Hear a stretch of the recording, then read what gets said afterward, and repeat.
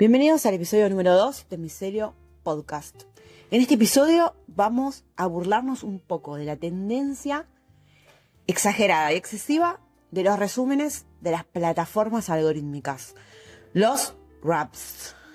Que suena, la verdad es que la pronunciación me sale bastante como un rap de comida. Arrancó Spotify, si mal no me equivoco, con esto. La verdad que son gráficamente muy atractivos estos resúmenes. Pero ahora tenemos resúmenes Raps 2025 de LinkedIn, de pedido ya, de Mercado Pago. Amigo, ¿quién quiere un resumen de LinkedIn? Si querés un resumen de LinkedIn, necesitas ayuda, podés escribirme por mensaje directo. No quiero ver tantos datos, no me interesa tener tantos resúmenes a la mano, y menos que me trates de hacer divertido todas las veces que tuve que pagar el gas, la luz, el cable, internet, la verdad. No me interesa en lo más mínimo que me ludifiques los gastos fijos que tengo por mes en Argentina 2025 y menos lo que dice en LinkedIn. Plataforma nefasta si las hay, mal necesario, del que uno no se puede salir si trabaja de manera formal y sobre todo de manera independiente. En este contexto de empleo y precarización, el episodio 1 fue todo neurosis obsesiva, todo explicar, dar un marco, resaltar todos los puntos que describen la idea principal de todas las narrativas de este proyecto. Vamos a soltar, vamos a improvisar y vamos a hacer un repaso humano, imparcial y subjetivo sobre las ideas, hechos, noticias, avances técnicos, peleas que caracterizaron a este año en el segundo episodio. Sí, en el segundo episodio. Vamos a arrancar con uno de mis temas favoritos en el mundo, todo lo que es China. O sea, el concepto de China en chino es reino del medio. Por supuesto, no pienso pronunciar falsamente en chino la palabra para reino del medio. Es decir, China se considera una civilización en sí misma y un poco de razón tienen porque 5.000 años de historia no los tiene cualquiera, ¿ok? Son subjetividades tan distintas a las occidentales, a las latinoamericanas, que me parece algo de lo que podría hablar 200 horas, como hizo Alan Brooks con ChatGPT este año, creyendo que había inventado un marco teórico matemático nuevo, solo por preguntarle sobre los números de pi. Bueno, vamos a profundizar más adelante con eso. ¿Qué pasó con los chinos? Esta gente que moldea sus subjetividades y las pone al servicio de lo colectivo. Hay un autor, voy a dejarlo en la descripción porque la verdad no lo recuerdo, que es un análisis de retratos comparando fotos, retratos de yanquis, de estadounidenses, con retratos chinos. Mientras los yanquis ponen el acento en el retratado, en la persona, los chinos ponen el acento en la relación del retratado con su contexto. Y este me parece el ejemplo más breve y contundente de cómo un país que no es occidental, en la carrera por el dominio de la tecnología, quizás de la mitad del siglo XXI, más importante que la primera mitad del siglo XXI, veremos qué pasará del 2050 para allá, quizás hay otro invento parecido. Todo pasa muy rápido. ¿Cómo puede pasar de ser el que copia, que fue siempre el estigma de China, que hace mucho tiempo, por suerte, lo pudo romper porque tiene patentes propias, desarrollos propios, a competir de igual a igual con los modelos occidentales, básicamente? No solo en capacidad, porque pudieron entrenar sus propios grandes modelos de lenguaje, sino que los pudieron hacer más baratos. Y me acuerdo cuando esta noticia sale a la luz, el revuelo financiero que armó. Porque medio que se acababa el curro, medio que se acababa la cositorteada, en términos de que, de repente, puedo lograr los mismos benchmarks de ChatGPT, pero con mucha menos plata. Eso no sé cómo se fue diluyendo después. Creo que pasó el hype de la noticia y se fue diluyendo, pero quedó claro que China tiene la misma o más capacidad que el Occidente, y en especial que Estados Unidos, como si fuera una analogía a la competencia por la carrera espacial Rusia-Estados Unidos. Bueno, veremos cómo continúa en el 2026 esta apasionante novela de dos potencias polarizadas que compiten por el reinado de la inteligencia artificial generativa.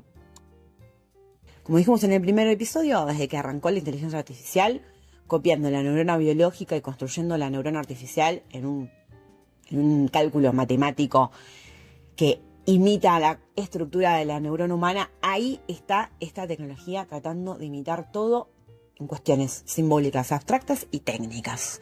Y este año, la caracterización que tuvo esta profundización de la metáfora cognitiva es que el hiperfoco no estuvo puesto en la fluidez, eso que nos atrapó a todos con ChatGPT cuando salió a finales del 2022. Che, mirá esta máquina cómo charla, mirá qué rápido que me contesta. Ese hechizo conversacional que atrapó y sigue atrapando a mucha gente, me incluyo, sino que el foco estuvo puesto en optimizar el razonamiento. Y vieron que podemos elegir, incluso con usuarios gratis, con suscripciones gratuitas, podemos elegir modelos más rápidos, es decir, que optimicen la fluidez, o podemos optar por modelos que tengan razonamientos más complejos y hagan cadenas de pensamiento, es decir, cálculos matemáticos más complejos. Y también los modelos, a partir de este año, pudieron activar las partes necesarias y no todo el tiempo. Entonces tenemos una cuestión menos conversacional, pero más profunda y más compleja. Un tema que realmente me parece muy subvalorado mediáticamente, sin embargo yo desde que escuché el tema hace 2 años, nunca paré de leer al respecto porque me parece la verdadera frontera a cruzar. Debe haber varios transhumanistas teniendo orgasmos en esta época de la humanidad, que son las interfaces cerebro-computadora, las interfaces cerebro-máquina o BCI, sus siglas en inglés, BCI, implantes BCI, que pueden ser invasivos o no invasivos. Es decir, podemos incorporar chips en nuestros cerebros o utilizar otros recursos como la electromiografía, es decir, la lectura de los impulsos eléctricos del cerebro para manejar hardware. Ok. No hablamos más ya de experimentos marginales. Neuralink, como empresa insignia del tema en Yanquilandia y en Occidente, ya había probado en monos, había probado en cerdos, había sido un fracaso, pero pudo este año demostrar en pacientes con problemáticas severas de movimiento y de degeneración cognitiva que el chip funciona. A mí me gusta mucho lo que dice Taramona, un creador de contenido bastante serio y bastante piola de España, que fue el primero que escuché hablar de este tema, antes de ir a leer otras cosas un poquito más complejas, que dice, si yo tengo que cambiar el celular cada 2 años por la obsolescencia programada, ¿en qué momento pensamos que un chip no va a tener que actualizarse en términos de hardware o en términos de software, ¿no? ¿Qué tengo que hacer? ¿Voy a tener que operarme el cerebro cada 5 años?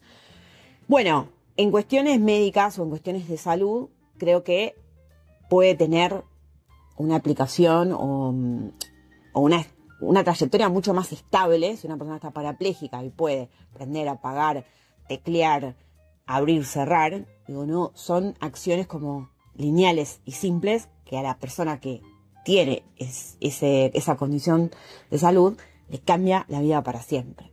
Sabemos que siempre las innovaciones radicales muchas veces arrancan con un fin noble o con un fin bélico en general, o con un fin productivo, que después traspasa todas las intenciones y cruza fronteras éticas, morales, etc.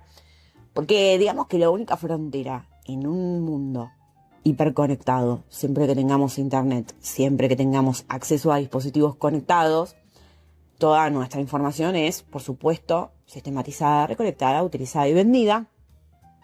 Por eso aceptamos todas las cookies para poder leer estupideces en internet. Y bueno, acá sería como, justamente demoler el muro de Berlín entre lo único que queda protegido, que son nuestros pensamientos, ¿no es cierto? La famosa fantasía de leer las mentes pareciera ser que puede hacerse realidad y que está a la vuelta de la esquina y que quizás en un futuro no muy lejano podamos, no sé, poner un video de YouTube solo con el pensamiento, pero también hipotecaremos, no sé, las ideas que se nos ocurran, los sentimientos que tengamos, las emociones. Quizás las personas que tengan implantadas interfaces cerebro-máquina participen de un algoritmo tipo Minority Report, ¿no? Si pensaste en hacer algún mal, podría prevenirse con algún tipo de algoritmo. Mira, lo que estoy diciendo, no sé si Black Mirror hizo ya un capítulo sobre esto porque abandoné como en la 4ª temporada, pero es algo que no parece ni siquiera ciencia ficción en este momento. No parece ni siquiera algo que tenga que ver con la literatura, sino más bien con una realidad efectiva. En Europa no se quedaron atrás. Ya Alemania tiene una empresa llamada Cortex que implantó por primera vez justamente un sistema de una interfaz cerebro-computadora. En China, equipos de la Academia de Ciencias también lograron que pacientes controlaran dispositivos solo con la mente. Y en Estados Unidos, bueno, tenemos al muchacho Elon Musk a la vanguardia de todo esto. Y quedó claro que estamos al borde de tirar el muro, de traspasar la frontera de lo único que nos pertenecía totalmente, que es lo que pasa adentro de nuestras cabezas. Seguimos, otro temazo del año que fue en los últimos meses, el boom de los data centers, los chips, la energía y las cuestiones geopolíticas que se van a determinar en cuanto a quién tenga la capacidad de producir tokens, de producir capacidad de cómputo. Mi episodio preferido, por chismosa, fanática de todo lo que es peleas, discusiones y chismes, tiene que ver con OpenAI pidiéndole al gobierno norteamericano garantías crediticias para poder construir y emplazar sus data centers.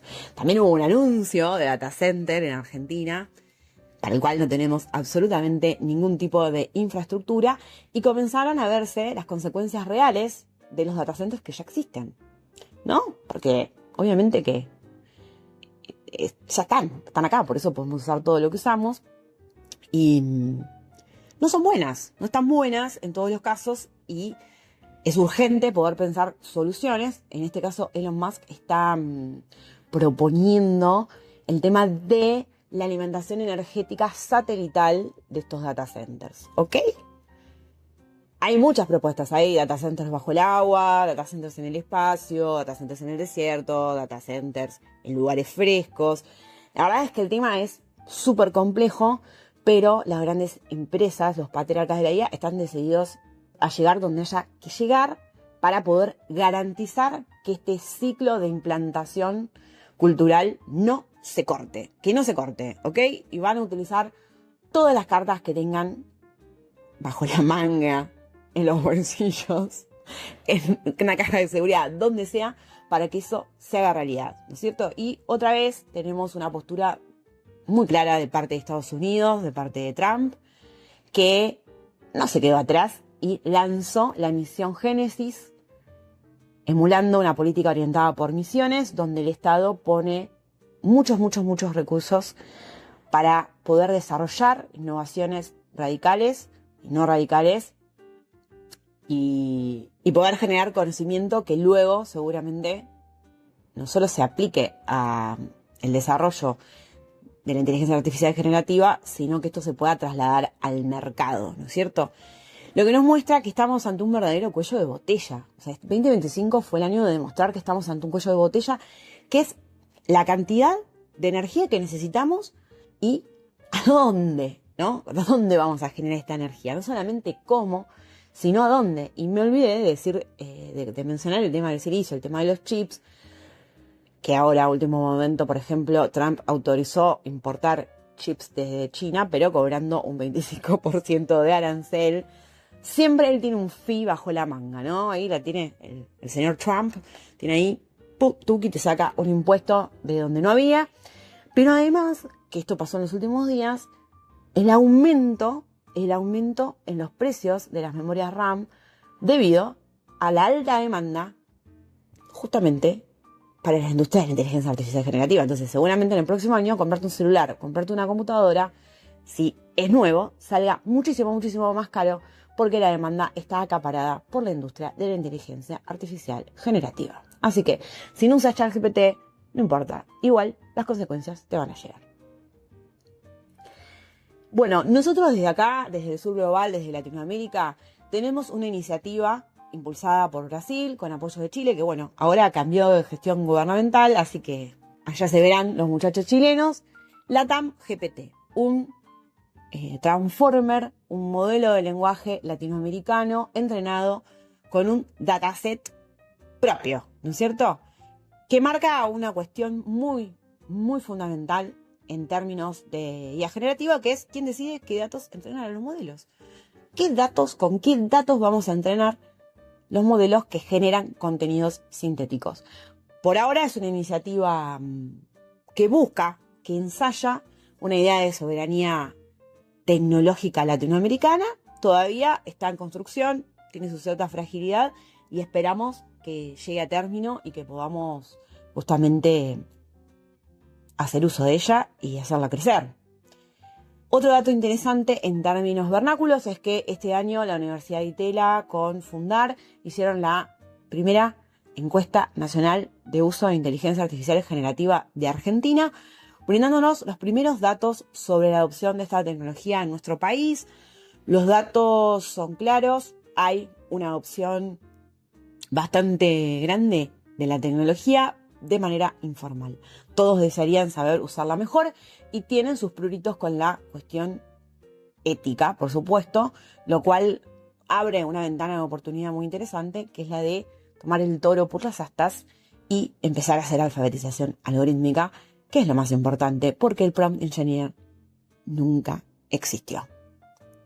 Otro temazo del año es la burbuja de la IA, la fiebre sintética, no sé, como le guste llamar, todos los títulos baiteros del mundo, y un concepto finísimo, finísimo, elegantísimo, que sacaron los del MIT ahora hace pocos, unos días, hace 10 días, que se llama Hype Correction. Es espectacular, es espectacular. Esa promesa de los patriotas de la IA, ellos insisten. Si ustedes siguen a Elon Musk en todo lo que es Twitter, el sistema Twitter, me niego hasta la muerte a decirle X, me deprime mal. Pueden ver en vivo la preparación cultural del chico Elon, que él mismo se lo cree. O sea, ahí yo tengo un respeto porque ese discurso él lo siente en el fondo de su corazón. Que es, la IA nos va a salvar, la IA nos va a dar abundancia, los robots nos van a hacer la leche. Bueno, no sé. Todo tipo de fantasías eróticas basadas en ciencia ficción capitalista, como dice Michelle Nieva. Pero la realidad nos dijo otra cosa este 2025. O sea, se mostraron los límites concretos. No es una especulación, una crítica para... No, es realidad. Hay varios estudios, hay varios papers, pueden ver los artículos y los posteos de los últimos meses de Micelio, que demuestran justamente que la productividad no aumentó con la incorporación de la IA generativa. Sí es verdad que en determinados campos específicos, como, no sé, el marketing, la comunicación, la programación, contar con herramientas como las que existen hoy en día, como el vibe coding o los modelos de lenguaje o los agentes de IA generativa, cambia el escenario completamente y nos permite potenciar y hacer cuestiones que antes no eran posibles. Lo mismo en el contexto del arte, en el contexto de la creación de contenido, en el contexto de la creatividad. Por supuesto que es un game changer la IA generativa. Por ahora no dan los números.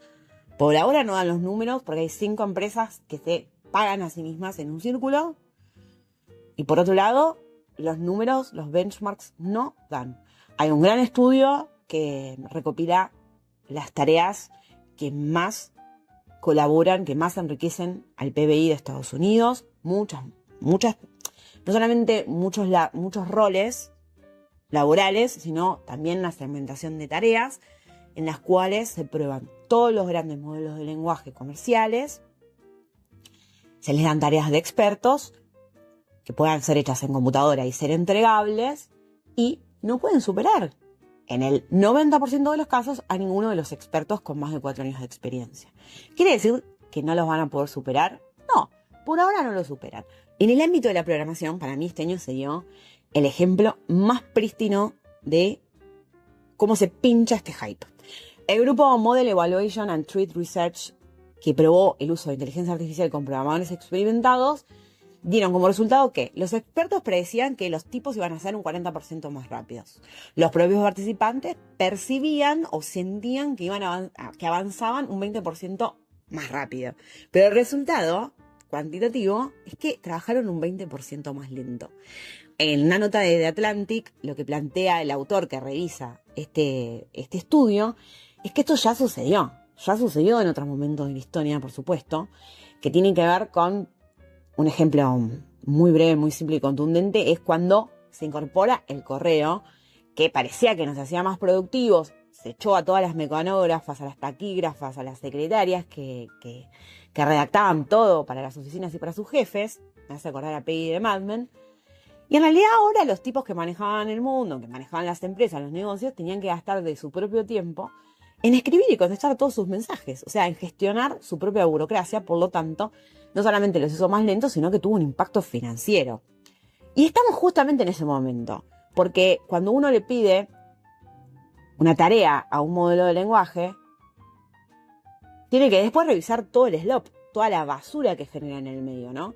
Y ese trabajo de corregir ese output que fue escupido en minutos o en segundos, puede ser un trabajo muy lento y puede ser un trabajo muy difícil. Pues si uno no lo hace, arrastra errores que pueden ser fatales. ¿Cuántos casos vimos este año de agentes que borraron bases de datos completas llevando a la quiebra a sus empresas? ¿Quiere decir que esto no puede mejorar? ¿Que no puede optimizarse?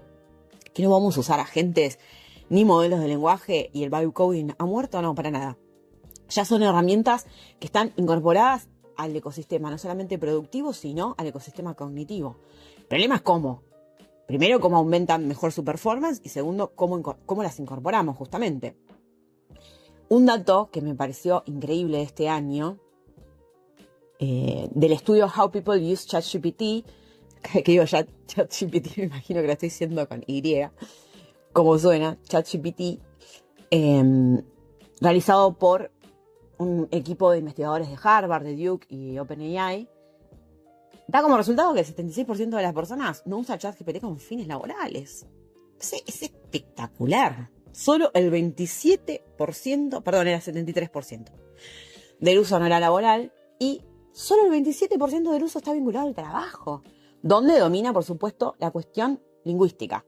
Porque ChatGPT ahí tiene su fortaleza, por ahora. Dentro de 5 minutos, no, pero por ahora es donde está su fuerte.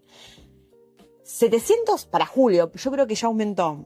Lo leí, pero como no tengo algo científico que lo respalde, no lo voy a asegurar, pero para julio del 2025 había 700 millones de usuarios activos mensuales de ChatGPT.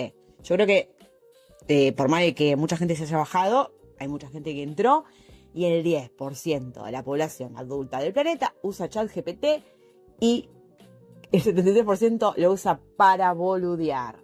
Parece algo increíble, que es por más preparación cultural que me quieras hacer, por más inyección de cambio de paradigma socioproductivo que me quieras hacer, después la gente hace lo que quiere con las cosas.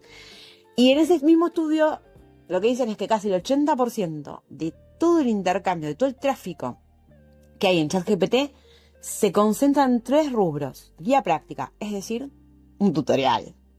Es espectacular lo que los humanos buscamos el acompañamiento para aprender. Así como fue en su momento mirar un video de YouTube, bancarse un mexicano o un español que explique en 40 minutos lo que podría haber explicado en 5, hoy tenemos los modelos de lenguaje para eso muy a mano. ¿Y cuántas cosas habremos hecho para nuestro perjuicio? Porque es más fácil leer las instrucciones de ChatGPT. Yo arreglé un ventilador Liliana con ChatGPT, así que no voy a acusar a nadie con el dedo. En segunda instancia, la búsqueda de información. Peligrosísimo. Necesitamos educación algorítmica urgente y explicarle a las personas cómo los modelos de lenguaje construyen sus respuestas. Una cosa es hacer un deep research, una cosa es hacer una búsqueda de internet y después chequear las fuentes, y otra cosa es preguntar en una base de datos sin saber qué son las alucinaciones. Hay un posteo que está por salir de Micelio, basado en un artículo de la revista Rolling Stone, donde se habla del problema desprendido de la teoría del colapso del modelo, es una teoría científica de deprecación de los datasets de los grandes modelos de lenguaje por ser reentrenados con datos sintéticos, es decir, se entrenan a sí mismos con información que generaron ellos mismos, lo cual genera problemas matemáticos concretos en los resultados.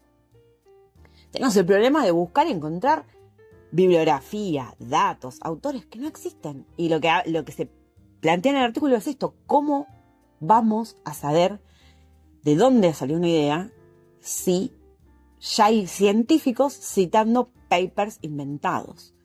Entonces, es la cita de la cita de la cita falsa. Entonces, un estudiante busca información, encuentra información en un paper legítimo, pero que está envenenado justamente porque cita a su vez un artículo que no existe. Me parece una locura, me fascina y fantaseo. Entramos en la recta final del episodio con el material preferido por esta comunidad miselier, que es la cuestión humana. La cuestión humana, las historias de gente, el chisme, las cosas difíciles, urgentes, polémicas, algunas divertidas y otras realmente muy preocupantes. Arranquemos por uno de mis temas favoritos del año, que es el hechizo conversacional. Lo que en Miseria dimos a llamar el hechizo conversacional. Las discusiones sobre la regulación de la IA dejaron de ser una cuestión de la ONU, de organismos internacionales, discusiones abstractas, y pasó a ser una demanda urgente en todo el planeta Tierra, ¿no? Con las diferencias transnacionales que siempre nos traen las cuestiones de la Internet, que pareciera ser que es una cuestión intangible cuando sabemos muy bien que son cables que se conectan a máquinas, pero con esa metáfora del etéreo, la nube, se nos complica ubicar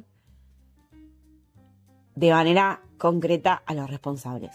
Acá hay algo que cambia con la inteligencia artificial generativa, porque los patriarcas de la IA son súper mega narcisos y no solamente tienen cuentas en redes sociales que publican y están súper activas, a contrario de otros multimillonarios, billonarios del pasado, de bajo perfil, old money, sino que también dan millones de entrevistas y declaraciones sobre todo.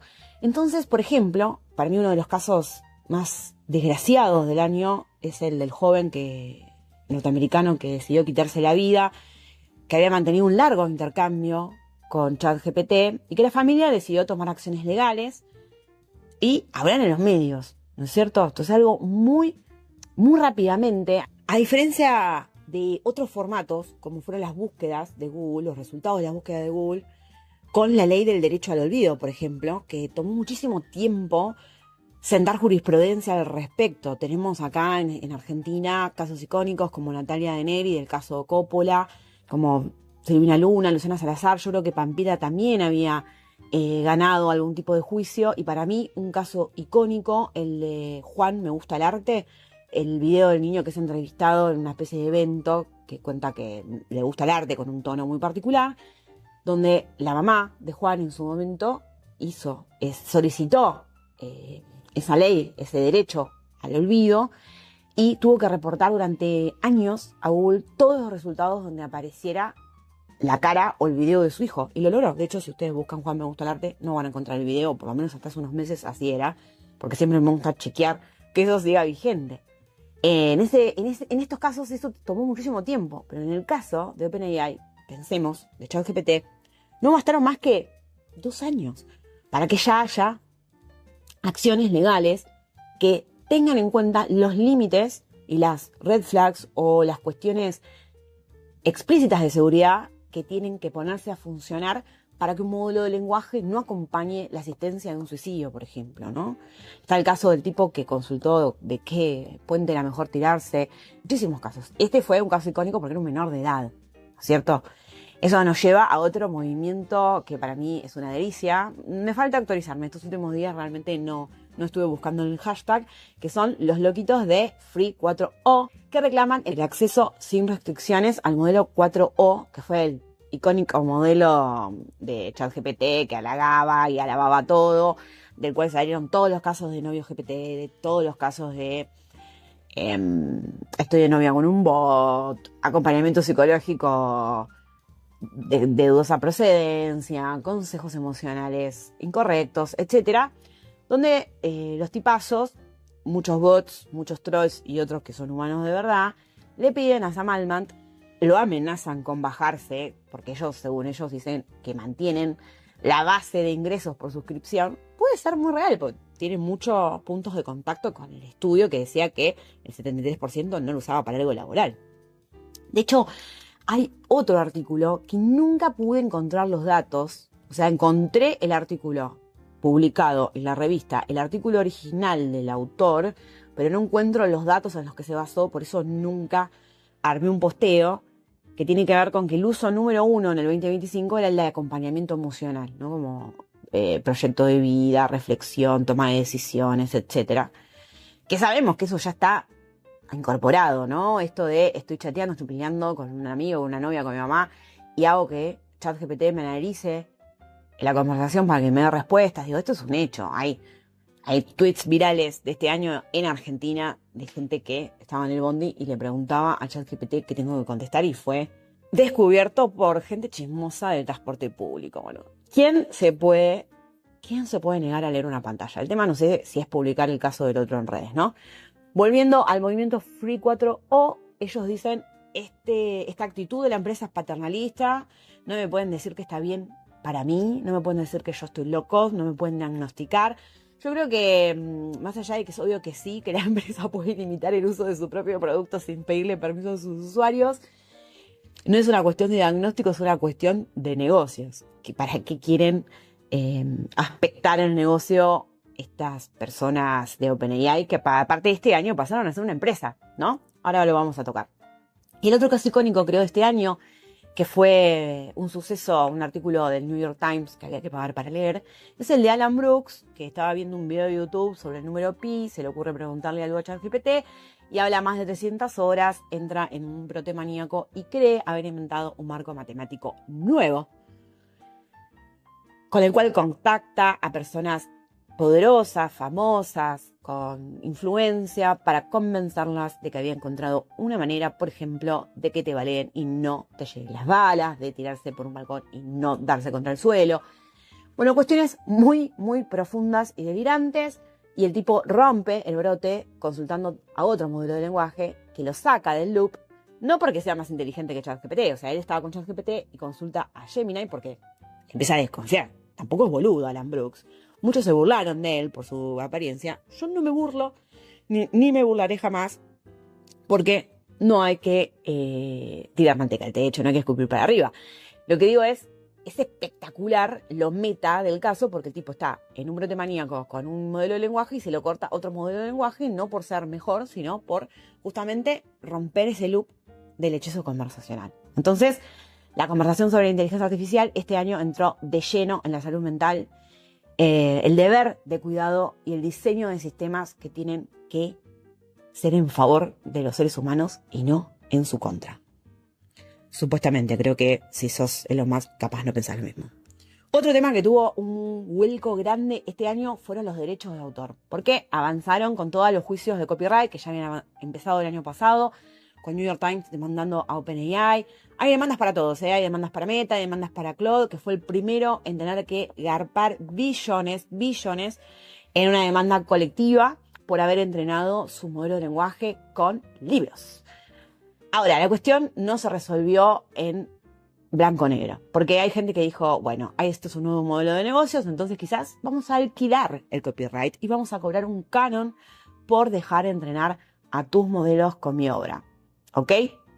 Por otro lado, tenemos en México el caso de la Corte Suprema declarando que toda obra que sea resultado de la inteligencia artificial generativa no puede reclamar derechos de autor, así que ya se está sentando jurisprudencia y un poquito más cerca nuestro, y no tan lejano en un país de Latinoamérica como México, es algo para no dejar de tener en cuenta.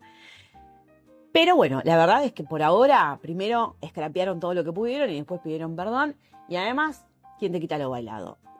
Lo arreglaron con guita, esa es la verdad, lo arreglaron con guita y lo van a seguir arreglando con guita, como todas las cuestiones que se pueden arreglar con dinero.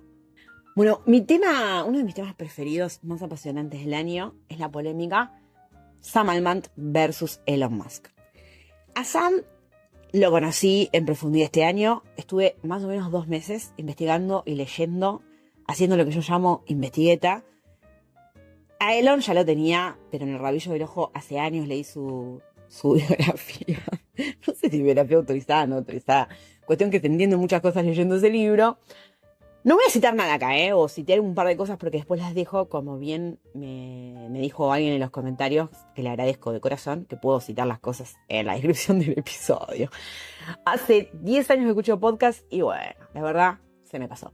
Pero lo que les quiero decir es, Elon es un tipo, un personaje que parece salido literalmente de una novela y que leyendo la biografía se entienden muchas cosas y que condensa mucho de la lógica contemporánea de la masculinidad y el poder y etcétera.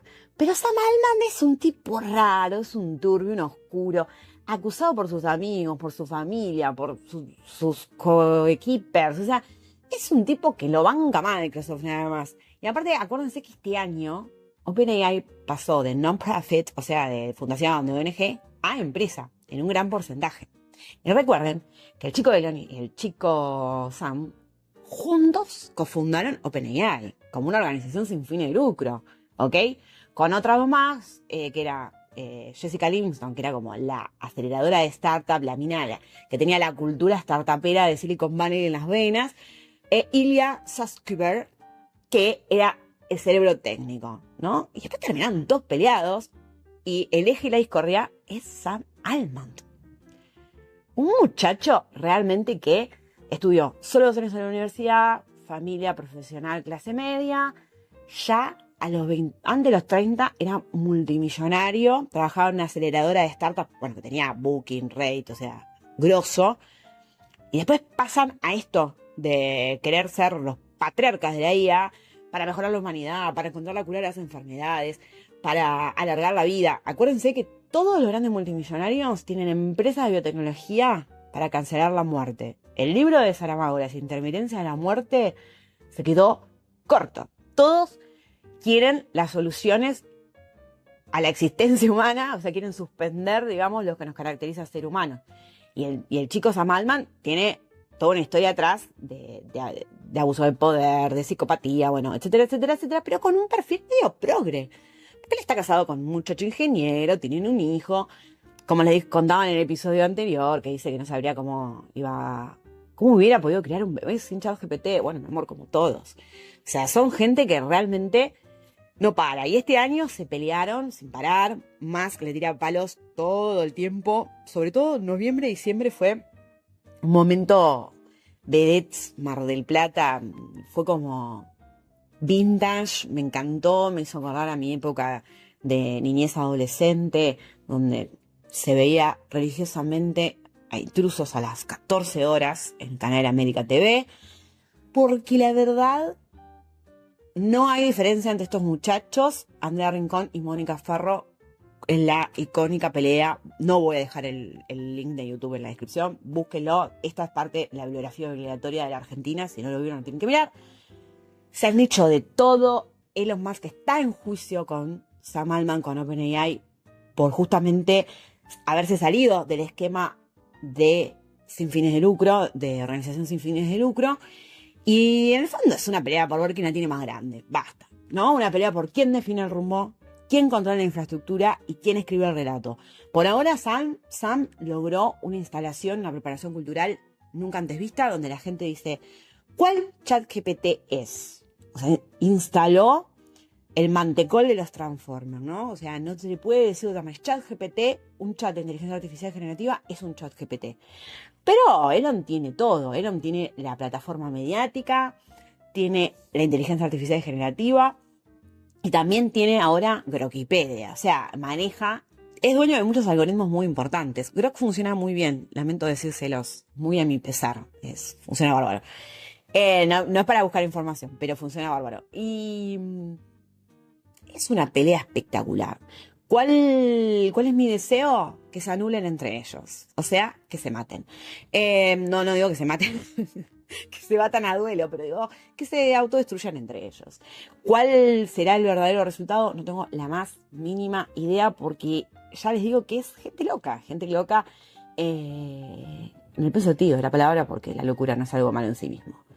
Para ir cerrando, de la inteligencia artificial general, noticias. O sea, hay mucha gente en Twitter que dice, this is AGI. Bueno, no, mira, yo acá estoy usando todo el día y la veo muy difícil. No soy una persona, no soy técnica, no soy ingeniera, pero lo que digo es, hay gente que ya afirma que esto es inteligencia artificial general, es decir, que se programa a sí misma, que no requiere el entrenamiento humano, o sea, es un ente autónomo, que era la fantasía de este año, ¿no? Como llegar al 2025 con la AGI, y el que llegara era el que ganaba, ¿no? Era como llegar, como el hombre a la luna, así como los soviéticos parecía que ganaban la carrera con el primer cohete, el primer ser vivo en órbita, el primer humano, bueno, y después ganaron los yankees con el alunizaje, bueno, esto es lo mismo, como que el gran objetivo era la inteligencia artificial en general, y por ahora, ni noticias, porque es la fantasía húmeda de estos muchachos, ¿no? Decir, mira, acá tenéis un ensamblaje técnico que te hace de todo y aparte se autorregula. Permíteme dudar. Tienen los posteos de Claudius, el vendedor de la tiendita de Anthropic, que ahora va a salir el posteo de la versión 2, que muestra de una manera muy simple, divertida y didáctica cómo un agente para vender Coca-Cola, papas fritas y caramelos arma tremendo quilombo. Quiere decir que el año que viene esto no se pueda arreglar y haya kiosquillos manejados por IAs. No quiere decir eso. Quiere decir que sí, puede ser que sí, puede ser que no sé. Por ahora no. Eso es lo importante. Y vamos a terminar con 2 temazos. Uno, los deepfakes. Yo me acuerdo ver el primer deepfake argentino hecho por Tutanka, @soytutanka, creo, en Instagram, que tenían ya que ver con la política, que hacía unos deepfakes con Cristina haciendo Britney, como mezclando un poco la cultura pop con la política. Y había que tener, no sé, Stable Diffusion, había que tener un GPU, había que tener ahí una potencia de hardware y muchas horas de entrenamiento, ¿no? Pero bueno, ahora es una herramienta que está a la orden del día. De hecho, OpenAI este año lanzó Sora 2 con esa capacidad de hacerte un auto deepfake, que era algo que todavía estaba vedado por las cuestiones de seguridad del modelo, que se conecta perfectamente con el último tema que va a cerrar este episodio. Pero lo importante es dejar sobre la mesa que la frontera entre la sátira política, que es más vieja que la pasión, la propaganda y el engaño se volvió demasiado difusa, ¿no?